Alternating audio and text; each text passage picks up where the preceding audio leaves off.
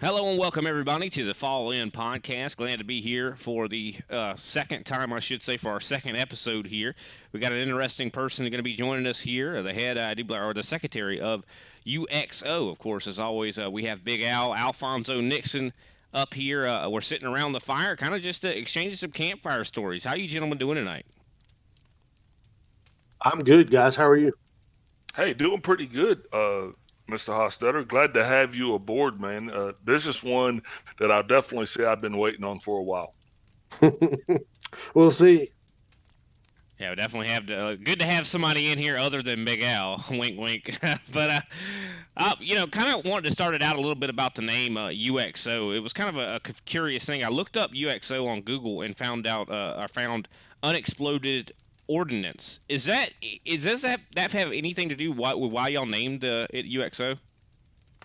It does. UXO, of course, is short for Ultimate Experience Outdoors. We wanted something when we combined the two organizations of Southeast Experience and Midwest Experience. We wanted something that was easily identifiable to the community in which we targeted. Active duty service members, veterans, emergency first responders, and UXO, after much debate, was born. Uh, a little bit about that. Uh, some guys started an organization, Southeast Experience, in 2016, officially down here in the great state of Alabama. Um, Roll uh, Tide. some some folks were branched out to different Army installations. Fort Riley, Kansas, and the Midwest Experience was born using the model of Southeast Experience that we had in Alabama. And the military takes us all over the world, and leadership from Midwest Experience descended upon South Alabama and Fort Rucker, and we had a good meeting around the campfire again, so to speak, and decided to roll up under one flag. And here we are, 7 years later. Next month will be our seventh year in existence, and we're It's doing crazy when good, you man. say 2016. Like I mean, like that, or 7 years ago. Like man, time just flies. It truly does. It truly does. Well, we're gonna get to UXO a little bit later. I kind of wanted to get into more of like you, Chad, yourself. How your experience. Joining the military and kind of when you joined it, what branch. How your kind of experience went, and why did you join too? So if you can kind of enlighten us a little bit about your background. Sure. Classic, classic small town Southern boy. Had a few options as far as around the hills of Lexington, Virginia. There were some opportunities in factories. There's some opportunities doing shift work that I watched my family do for years. My great uncle, one of my biggest heroes. My grandfather, of course. Working in a plant, working in a factory, and then doing that swing shift work, I kind of figured out pretty quick that wasn't for me. Uh, I did some work hustling, with local construction companies and delivering pizzas throughout high school and doing that dance. And I ruined an opportunity with the Department of Transportation I had when I graduated my senior year, and I like to do other things other than go to work. So um, pretty much didn't have a whole lot of options. I had burned through most of those, and after I graduated high school in '96, I went back down to the recruiter's office, and in the Army recruiter's office, and kind of signed up, said, "Let's do this." And what a wild ride! 21 years later, it's been. Uh, I retired out of active duty in 2018 out of Fort Rucker. Um, had a great career. Uh, you know, Seen a million faces and rocked them all. Hey, Same Chad, motto. let me ask you this question here, just so our audience can know. How much time did you do in the military before you retired? Exactly 21 years and 11 days, sir. And there Yeah, it well, is. that's kind of funny because we episode one, I asked Big Al about how long he spent, and he said he gave it down 20 to the years, day. 4 months, and 9 days. It's just crazy that you guys keep track of it like that. I wonder Wait, what is that to that. I mean, is it just it's like maybe even the it's even crazier that he knows how long I did. yeah?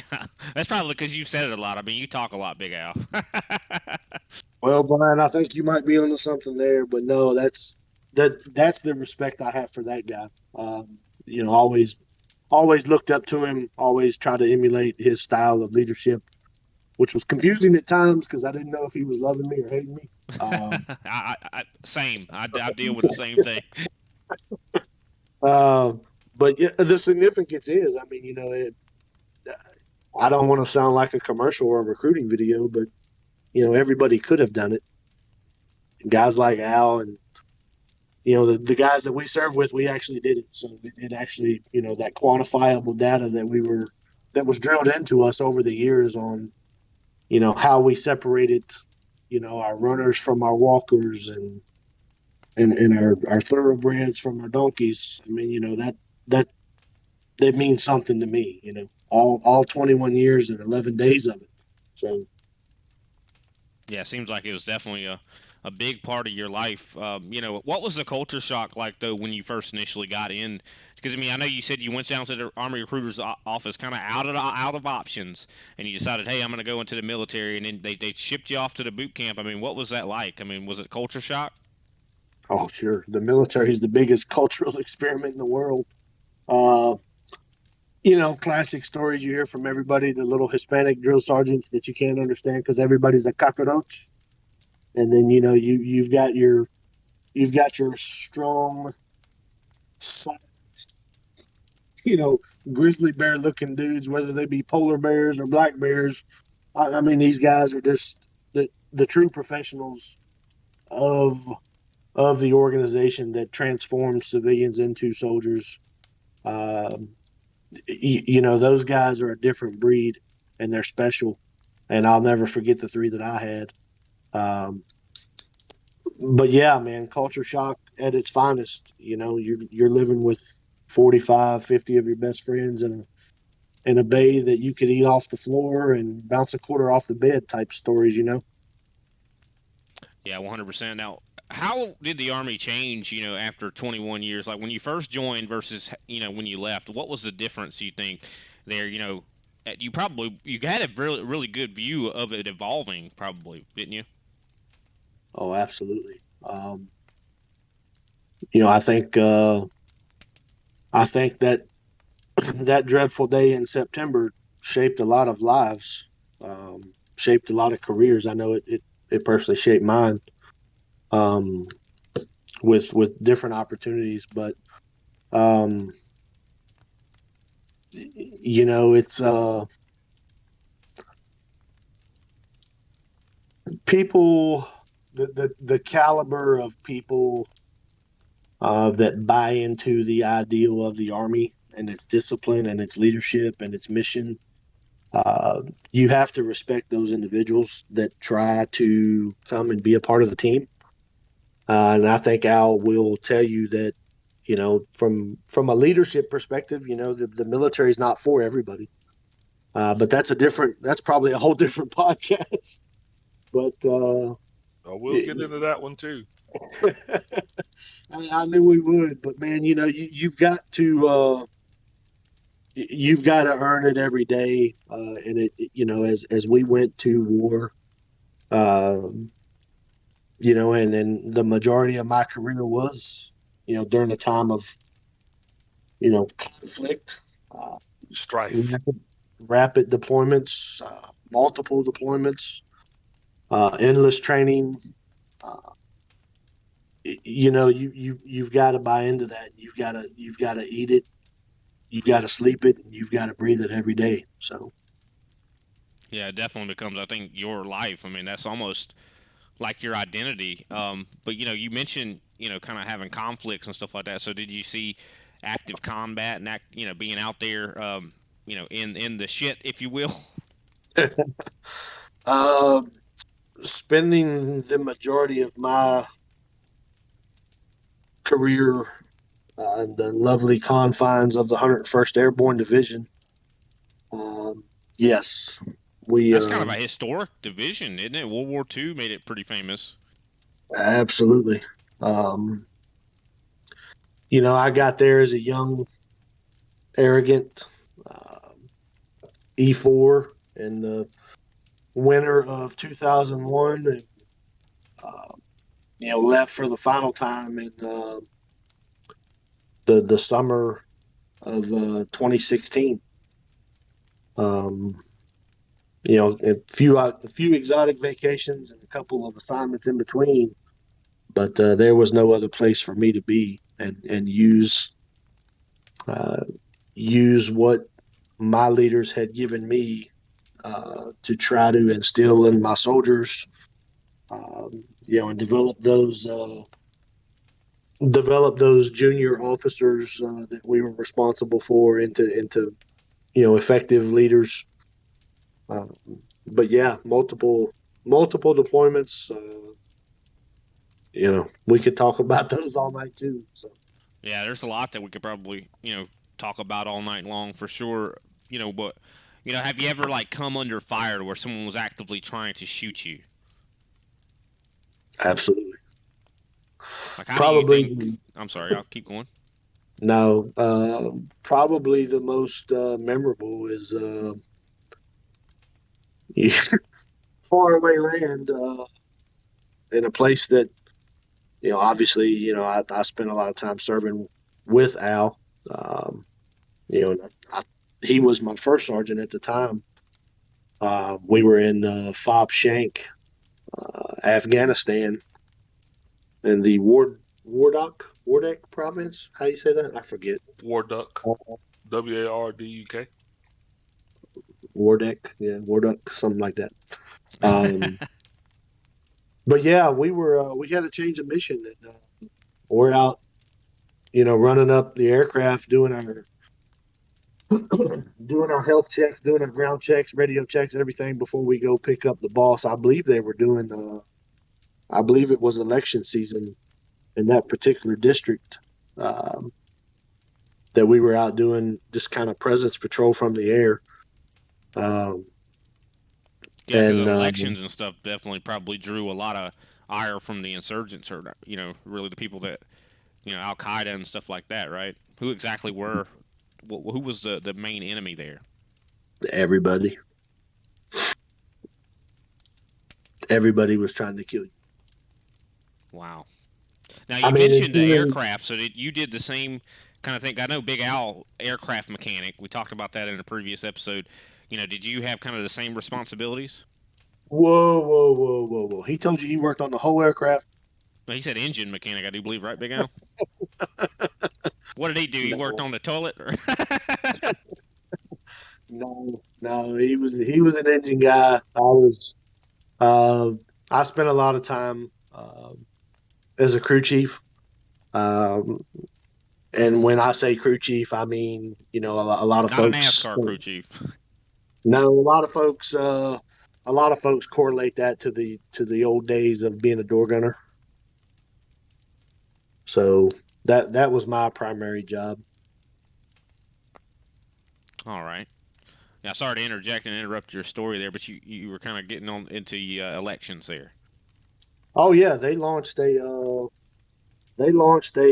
107 millimeter white phosphorus rocket from somewhere outside the fob that we were living on. Uh, the entire crew was in the aircraft in the Black Hawk, two pilots, two crew chiefs behind them. I was on the left hand side. Um, the round went between the main rotor and the tail rotor of the aircraft and went through the matting that we had down to act as a runway, uh, taxiway, And Florida, Tumatic also. is called. And went through there. Thankfully, it exploded into the ground. Obviously, the big boom caught everybody's attention. And Brian, I'm not kidding you, man. It was like one of the old school cartoons. I look back and you just see the matting kind of peeled up like a banana. When like Wile E. Coyote would drop a bomb on the Roadrunner and it would leave a hole in the ground. Oh yeah, burnt ground. Yeah. That's literally what it looked like. White phosphorus all over the aircraft, The white and of course, phosphorus is flammable, right? It's very flammable. right, the more oxygen it gets, the faster it burns. Um, so fire, fire, fire! Everybody, get the f out! And Now, but you said it went straight through and it impacted the ground. So, is that right, a usual thing, or was that just blind luck for you guys? I believe it was more blind. I don't know if it was blind, but I mean, yeah, dumb luck, Might have sure. been the Lord helping y'all out that day.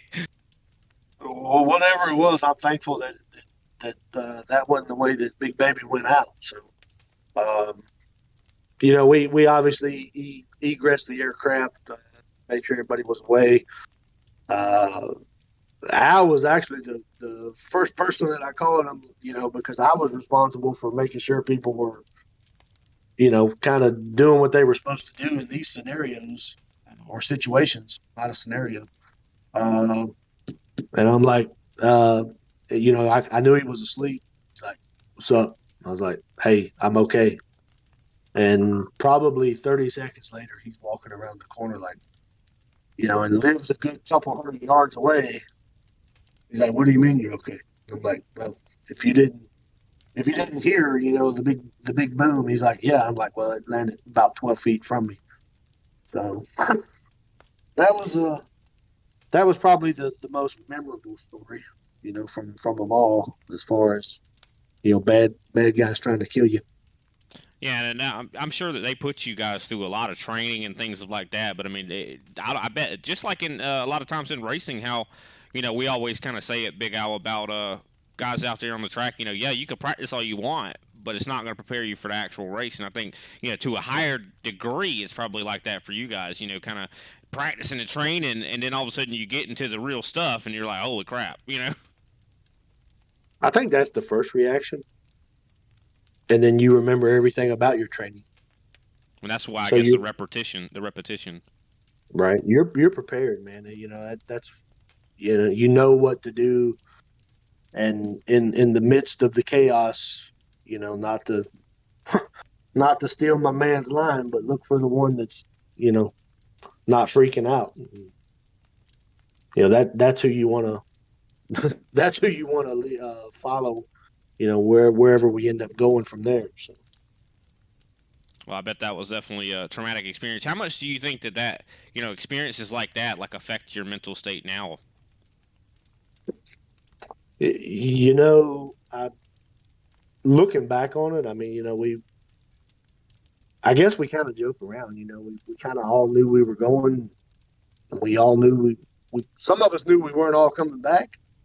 Um, and I'm thankful to have bought all of mine back multiple times. Uh,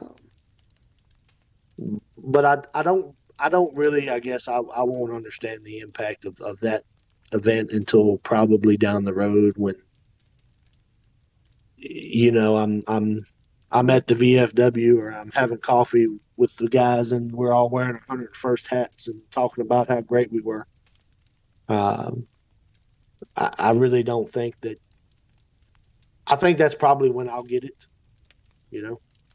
That's interesting though, because Big Al, I know in episode one, kind of talked about how he lost some soldiers out there. So you didn't really have that kind of same feeling. You didn't never had that same kind of occurrence where you lost people. Oh no, No, we've lost them. oh, no, I didn't lose soldiers. I lost my company commander and my teammates. They were not my soldiers. I mean, Oh, okay, those are my buddies. yeah, That was my like your family. best friends, yeah. Yeah. Like, Yeah, how does that same. impact you, Chad? Oh, that's that's something that's hard to deal with, especially around the time, you know, that you have, you know, that you remember things like that happening. Um, and you know, you take a minute, and you know, it doesn't matter how hard you try to not think about it. You're going to think about it. You're going to see their faces. You're going to remember those conversations. And I don't think you Um, should forget. I mean, just like with my dad, he passed a bunch of years ago, but still, like I think the whole thing is you got to keep them in your memory. I mean, even I'm a civilian. I might not be a soldier or anything like that or a veteran, but I still feel like you got to remember them because otherwise, who's gonna remember them? Absolutely. Um, and that's important that we do. I mean, there's quite a few of us around. You know, that September 11th. It's got multiple meanings for me personally. Um, I lost my company commander in 2007. One of my flight lead piloting commands, and one of our crew chiefs in the company that was they were all really good dudes, man. Had really, you know, great families. You know, it's one of those things we all check on each other from time to time, and especially around that time. And you know, you process that. You know, we can we all love each other. We all remember the good times, and we do our best to honor their memory. 100%. Well, now that you're kind of of course, out of the military, you got out in 2018. What's an issue right now that kind of has to do with the military that kind of is big in your life that kind of makes you get out of bed? Oh man, that's multi-pronged right there. Um, Sorry. no, the you know, obviously, you know, UXO. I look at Ultimate Experience Outdoors as a way for me to continue to serve. Um, we are comprised of a five-member board of directors. It's an all 100% volunteer organization. We do have a nonprofit status, and then you know that title in the state of Alabama. Um, and I look at it. I shape some of the decisions and some of the organizational business that we do and relationships that we have uh, to kind of reach one and teach one. Because if I can reach one veteran through an outdoor event, whether it be a hunt, whether it be a fishing trip, whether it be around the Gulf, whatever it is, and they go back and tell someone, you know, that's contagious, and we have rode that momentum. Like I said, man, since 2016, um, and to know that you know we offer these folks a way to give their feedback after an event, um, and to read comments of you know, hey, it was great hanging around Chad. You know, that guy's he's a funny dude. Had a lot of great experiences. You know, told a lot of great stories. And then to read, you know, was in a really bad place. You know, these dudes probably saved my life. I mean, that's the kind of impact that you can have just by reaching out. You know, it doesn't have to be formal or under the umbrella of a 501c3 or a flag, a title of being, you know, a president, a vice president of an organization. Uh, it's about leadership, and I think that you know the folks that you're probably going to talk to on this podcast know more about. They've probably forgotten more about leadership than I'll ever learn, but you know, I was taking notes most of the time, and you know that's the drive. You know that's what gets me and keeps me going. Obviously, my family. Um, but yeah, ultimate experience outdoors, man. It's helped me. Um, it's frustrated the hell out of me at times. It's made me want to quit. It's made me want to choke people. It's made me want to fight people. But At the end of the day, man, I'm doing what I'm doing, and again, everybody could do something, but there's a few of us out here beating the bushes back that actually are. So I guess that's where the separation comes in. Well, definitely glad that you're out there helping those guys. I know, one of the guys I went to high school with, even though I wasn't in the military, he joined the Navy and you know got out after his service and ended up Brian killing Stone. himself. Brian Stone. Oh, sorry. Yeah, that was a bad place timing for me. I was gonna didn't see where you were going with that. I was gonna throw in a little Navy Army banner, but yeah, definitely go ahead and touch that very sensitive subject. Yeah, I did. Sorry, I probably didn't know where I was going, but yeah, I mean, a guy I went to high school with named Chris. That's all I'll say. I won't say anymore. But like Chris, was in the Navy, got out of the Navy, and apparently I don't think he had combat or anything, but had some depression or something that was going on, and probably could have used someone like that to come out, reach out to him, and talk to him, and that could have saved his life. You were talking about just meeting one person and being there for one person can make all the difference, and that could have made a difference for him. Absolutely. Yeah, Definitely such a charismatic guy too. Like whenever he was in high school, he was one of the coolest guys to hang out with. Was a jokester, and a lot of times it is the jokester. You know what I mean? That the guy that laughs and makes everybody else laugh. He's the one that's dealing with something. More than you know, sir. More than you know. But definitely appreciate you coming on board here and talking with us here for this little bit of time. I don't know if you want to plug. Maybe you have your links and stuff like that to where people can reach out to the UXO, get involved, maybe donate. Man, we've got all of that. Our website kind of stays under a constant state of development. We're kind of in between folks to do that right now, but www.uxonation.org. You can sign up to hunt. You can donate. Um, you can host an event. You can sponsor an event. You can.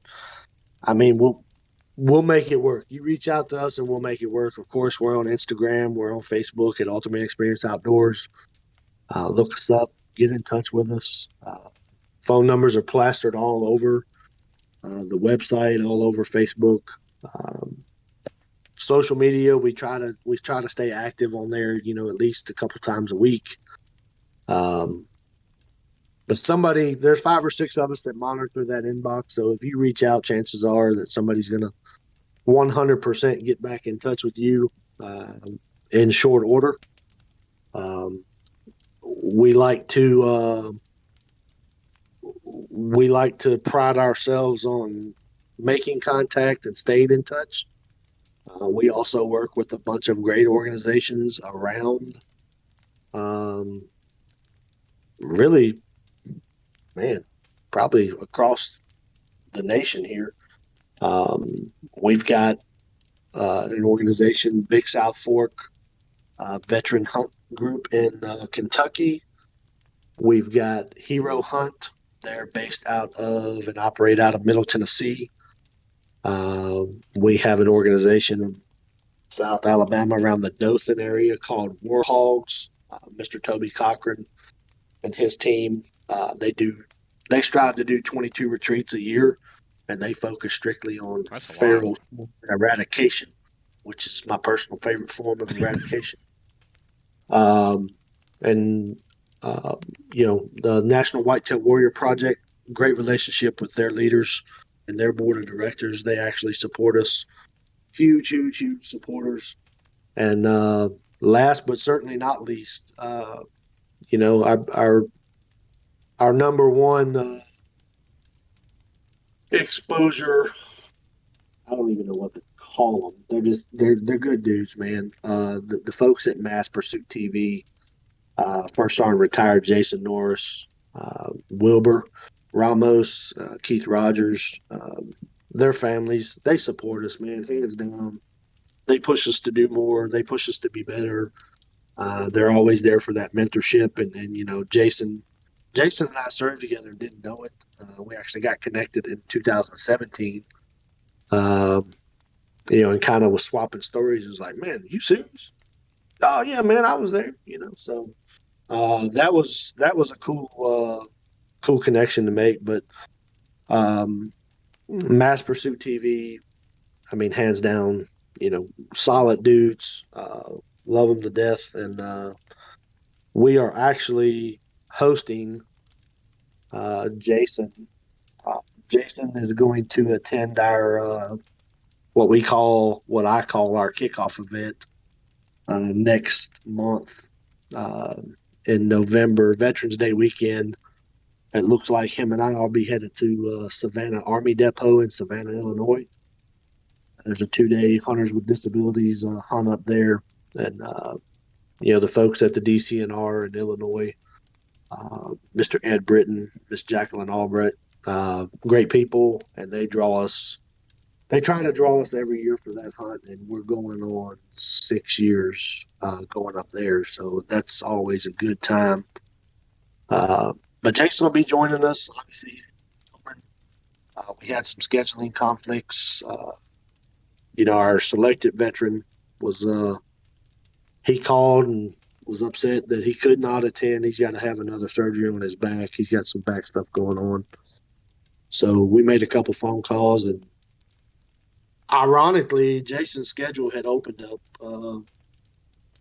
So it kind of the stars kind of aligned on that. But this will be his first. Him and I have been on multiple adventures, and it's always been out of pocket funded. But I get the honor to take him up there this year, and it's going to be through the hard work that we do, and I hope he enjoys himself, and hope we get the opportunity to get Mr. Big, bring him home. 100%, man. Well, we appreciate your time this evening, though, and I mean, it was a pleasure to talk to you. I hope we'll get to hang out with you again. I know Big Al's assured me you have so many stories, and I'm sure we could probably have a bunch of episodes in the future if you'd be willing. we're definitely gonna need one of those bleep buttons. You guys keep inviting me back. Yeah, we'll need that for sure. We'll get that all worked out, get it set up. Uh, but thanks for your time, Chad. It was wonderful talking to you. That is Chad Hostetter, Big Hoss or Big Baby. Gotta ask one more last question. Where does that name come from, Big Baby? You'd have to ask Big Al. Well, Big Al, you have the floor.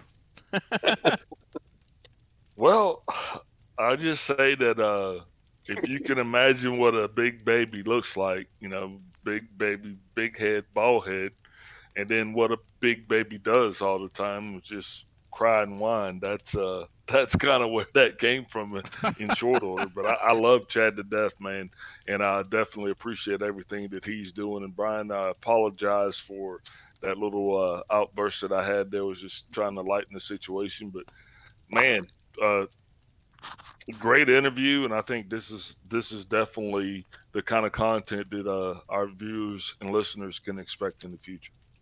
Yeah, I love every bit of it. I mean, this is, only on episode 2, and we're having such great, interviews already. I mean, it makes me excited for the future. So, I'm glad that I'm involved in this, have the questions. I definitely have a lot of them. And, I try to prepare all I can by writing some down, but then some just come out of nowhere when the conversation takes a turn that we're not expecting. But that's what I love about it. And we appreciate everybody tuning in out there. Make sure you tune into the next episode. I think we're going to have somebody coming in, going to be talking with us, so we can't wait for that. Thanks everybody for watching.